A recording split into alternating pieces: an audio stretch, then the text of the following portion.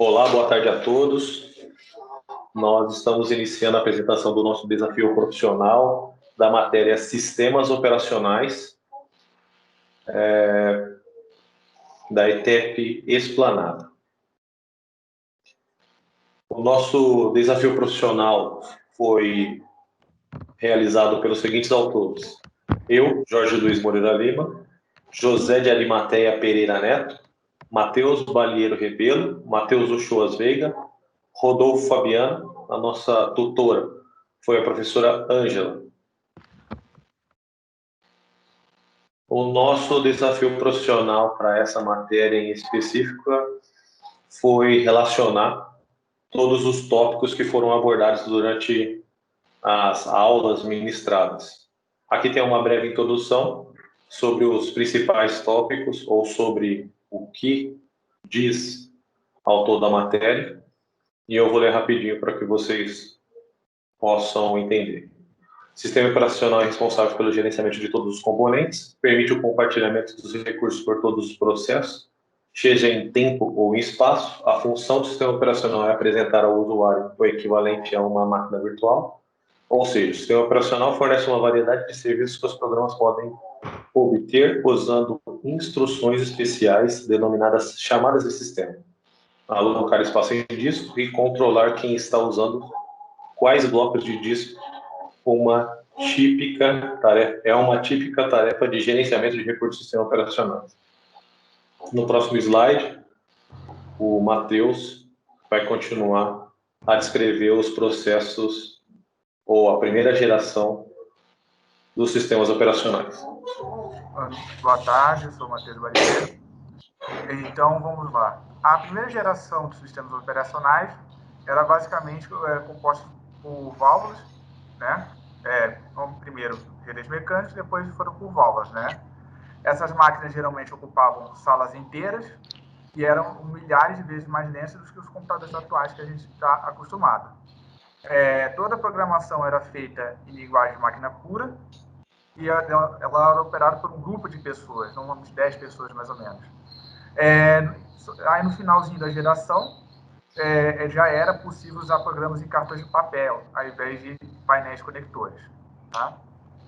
Agora, a segunda geração, uma grande introdução foi o transistor, né? Que possibilitou já diminuir um pouquinho o tamanho das máquinas. Né? As máquinas ainda eram grandes, chamadas de mainframes, né? E geralmente custavam milhões de dólares. O job, né, o trabalho, era escrito num papel em Fortran, linguagem Fortran ou Assembly, e depois entregava numa sala de submissão de jobs.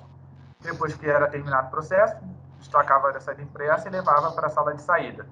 Grandes computadores de segunda geração eram principalmente para cálculos científicos e engenharia, como soluções de equações diferenciais parciais, que frequentemente ocorrem na física e engenharia.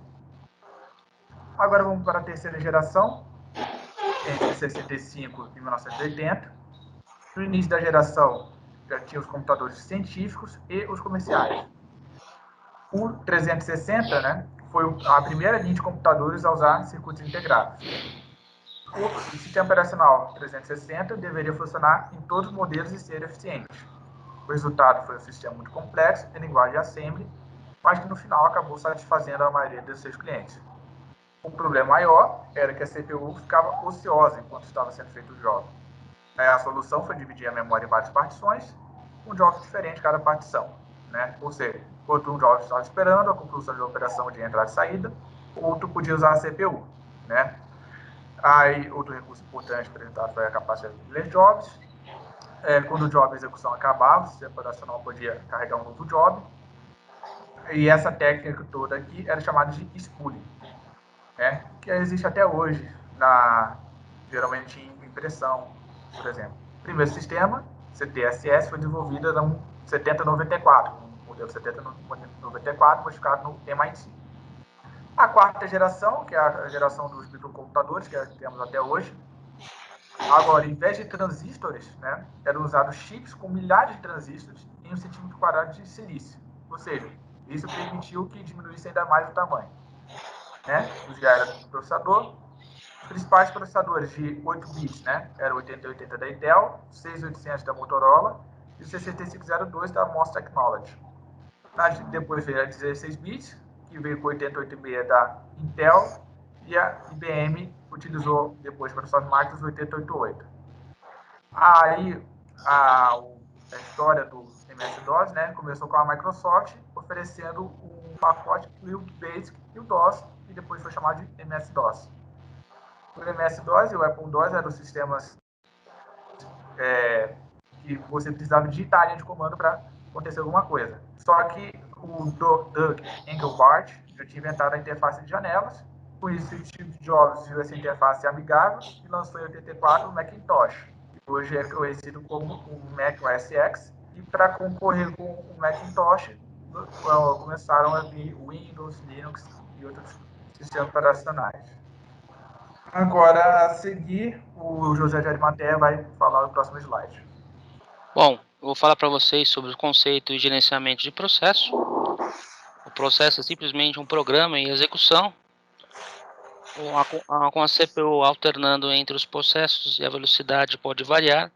Assim, os processos não devem ser programados com suposições sobre temporização estabelecida. Normalmente, a maioria dos processos não é afetada pela multiprogramação da CPU. Pode mudar o slide, por favor. Perdão, vamos lá. A criação e o término do processo é assim. Quando o sistema é iniciado, vários processos são criados, alguns deles de primeiro plano e outros de segundo plano, chamados de background. Outros processos podem ser criados tranquilamente depois das inicializações do sistema operacional. Um novo processo é criado fazendo com que um processo existente execute uma chamada de sistema. O término do processo pode ser dado um término normal, voluntário, por erro fatal, eliminado por outro processo. Próximo slide, por favor. Os estados de um processo é executando, pronto e bloqueado. Agora eu passo a palavra para o próximo colega.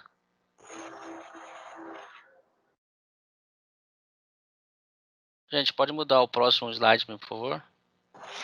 Rodolfo, por favor. Consigo tirar o mudo do... Ah, tirei.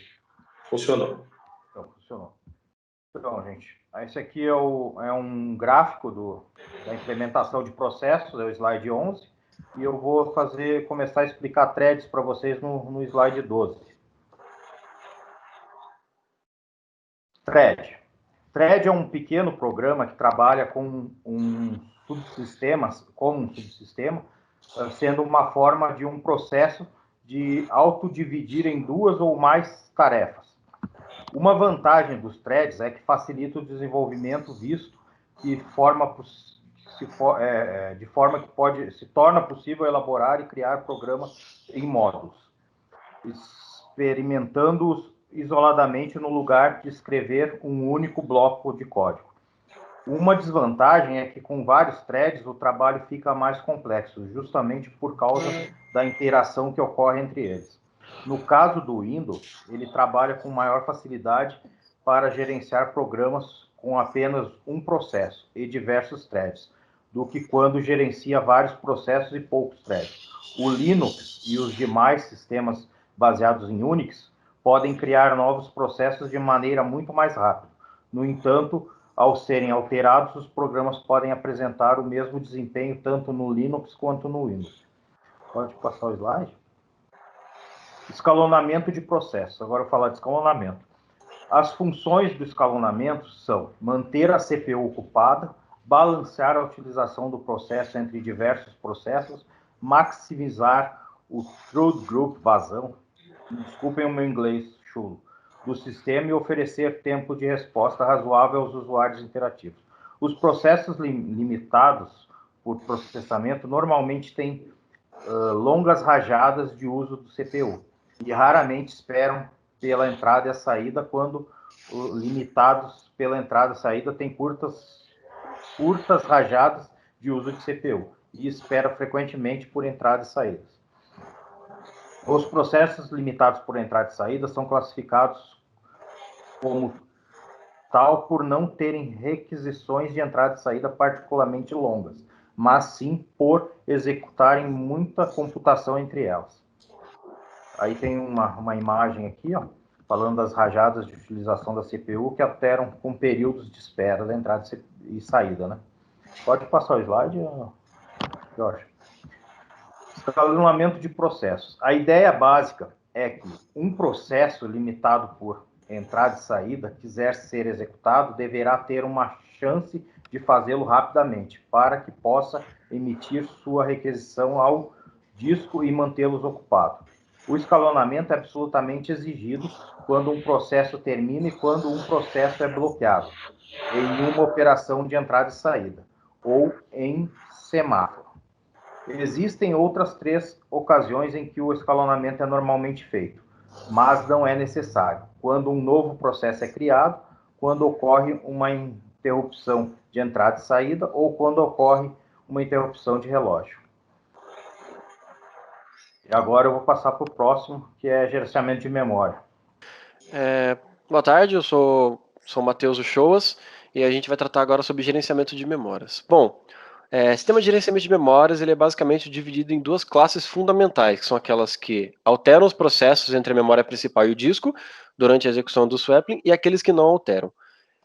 O swapping e a paginação são recursos usados para controlar a falta de memória principal suficiente para conter todos os programas e dados simultaneamente. Pode passar, por favor. Por conta da maioria dos sistemas modernos já permitirem o uso de multiprogramação, é aí que o gerenciamento de memória se torna extremamente importante, porque a multiprogramação ela aumenta, consequentemente, a utilização do CPU. E a maneira mais fácil de obter uma multiprogramação simples é dividir a memória em N partições, né? E é nesse momento que o gerenciamento de memória se torna imprescindível. Pode passar, por favor.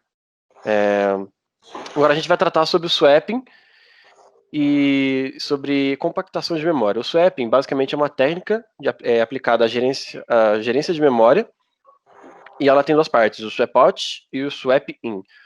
Onde o swap out é quando o sistema escolhe um programa residente, que é levado da memória para o disco, e o swap in é quando ele volta a ser carregado na memória principal para ser executado. O swap ele cria várias lacunas de memória e é possível combiná-las em apenas uma lacuna grande, movendo todos os processos o mais baixo possível. E essa é a técnica que a gente conhece como compactação de memória. Porém, ela não é muito usada regularmente porque ela exige muito CPU. E aqui embaixo a gente pode ver na figura 4 um exemplo de organização de gerenciamento de memória. Agora a gente vai passar para o Matheus para ele complementar um pouco mais para a gente sobre atribuição e nome de arquivos. Vamos lá novamente, tá? Os arquivos são mecanismos de abstração. Eles proporcionam a maneira de armazenar informações no disco e de lê-las posteriormente. Isso deve ser feito de modo a esconder do usuário detalhes sobre como e onde as informações são armazenadas e de como os discos funcionam. Alguns sistemas de arquivos fazem distinção entre letras maiúsculas e minúsculas, como o Unix, por exemplo, enquanto outros, como o MS-DOS, não. Muitos sistemas operacionais suportam nomes de arquivos com 2 partes, sendo elas separadas por um ponto, como em prod.c. Então aqui você tem uma tabela embaixo e tem as várias extensões, né? Por exemplo, MP3, JPG, ISO, HTML, ZIP, etc. Pode passar, por favor. Os arquivos podem ser estruturados de 3 formas. A primeira delas é através da sequência de bytes não estruturados. Qualquer significado deve ser imposto pelo programa em nível de usuário, pois tudo o que o sistema enxerga são bytes. Essa forma proporciona um máximo de flexibilidade, pois assim o usuário tem a liberdade de fazer o que quiser com aquele arquivo. O segundo modelo de arquivo, ele é uma sequência de registros de tamanho fixo. O mais importante na ideia de um arquivo ser uma sequência de registros é a noção de que a operação de leitura retorna apenas um registro, a operação de escrita sobrescreve ou anexa apenas um registro. O terceiro tipo é uma árvore de registros. Nessa organização, um arquivo consiste em uma árvore de registros, não necessariamente todos do mesmo tamanho, mas cada um contendo um campo de chave, uma posição fixa no registro. A árvore é ordenada pelo campo de chave, permitindo localizar rapidamente uma chave em particular. Pode passar? E agora a gente vai passar rapidamente aqui pelas operações dos arquivos, né? Que temos no create, delete, open, close, read, write, append. Pode passar? a seek, a get attributes, né? Set attributes, rename e log. Tá? Então, o próximo, por favor, slide 22.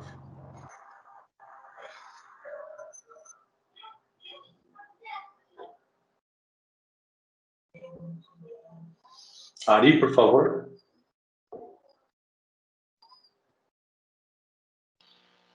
Bom, volto a falar novamente, a Timoteia falando a respeito de implementação dos sistemas de arquivo, e vou falar sobre a alocação contígua em todas as vantagens significativas. A primeira é que é simples de implementar, pois fica reduzido a 2 números, que são o do endereço de risco do primeiro bloco e o número de blocos do primeiro arquivo. Segundo, o desempenho de leitura é excelente, pois o arquivo inteiro pode ser lido do disco em uma única operação.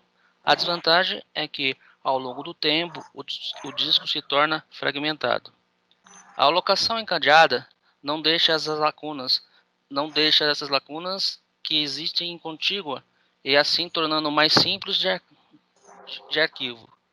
Mas a desvantagem é que o acesso fica extremamente lento, mas pode ser eliminadas pegando-se a palavra do ponteiro de cada bloco do disco e colocando-a em uma tabela de memória. Abaixo existe a figura como é colocado dentro do bloco. Pode mudar para mim, por favor? Bom, os arquivos compartilhados, os vínculos, links entre arquivos, tornam-se mais fácil o compartilhamento de arquivos por vários usuários, que esse trabalhando em um projeto. No Unix, o uso de inodes para armazenar atributos de arquivo facilita o compartilhamento de qualquer número de entrada de diretório, podendo apontar para um único inode. Uma limitação importante é que o diretório e o inodes são estruturas de dados de um único sistema de arquivos. Portanto, um diretório em sistema de arquivos não pode apontar para um inode em um outro sistema de arquivo. Além disso, um arquivo só pode ter um proprietário e um conjunto de permissões. Bom, gerenciamento de disco. Os arquivos podem ser colocados em N bytes consecutivos ou divididos em vários blocos. Uma coisa importante de fazer no computador são os backups. Eles permitem que os arquivos que foram removidos há dias ou mesmo semanas sejam restaurados. Fazer um backup leva tempo e vai ocupar um grande espaço. Portanto, o recomendado é só fazer alguns diretórios específicos. O cache nada mais é do que um depósito de informações que fica armazenada em uma parte ou compartimento de um disco operacional, seja smartphones ou de computadores. Entre os arquivos guardados estão informações e fragmentos de sites visitados com frequências, por exemplo, fazendo com que o sistema acesse mais rapidamente esses dados. Um navegador de internet, por exemplo, pode carregar páginas mais rápido com a ajuda de banco feito pelo cache. O mesmo acontece com um aplicativo, logins em redes sociais ou até mesmo em um jogo que você tenha salvo fases. Essa é uma imagem da parte de arquivos. Perdão, desculpa. Agora quem vai conduzir é o nosso amigo Jorge Luiz. Obrigado. Continuando com o nosso desafio profissional, vamos falar um pouco sobre gerenciamento de entradas e saídas. O hardware de entrada e saída existe para permitir que os computadores consigam interagir com o mundo externo e com os dispositivos de memória. Também é comum que os dispositivos de entrada e saída sejam chamados de periféricos. Esses dispositivos têm como características o armazenamento de informação, utilizando blocos com tamanho fixo, com endereços próprios. Cada bloco possui seu próprio endereço, em um tamanho que pode variar entre 512 e 32.768 bytes. Os exemplos mais comuns de dispositivos de entrada e saída orientados a blocos são o disco de armazenamento, como CDs e DVDs e pendrives. A figura embaixo mostra o funcionamento de um dispositivo orientado a bloco. Continuando com o gerenciamento de entradas e saídas, também é possível utilizar um barramento de comunicação entre o processador e a memória para controlar o dispositivo de vídeo de alto desempenho. E a esse barramento podem estar conectados outros barramentos, como USB. A utilização de barramentos com controladores específicos para os dispositivos de entrada e saída é bastante comum e tem como objetivo principal otimizar a utilização do processador CPU. Na figura a seguir, podemos observar um exemplo de barramento para dispositivos de entrada e saída.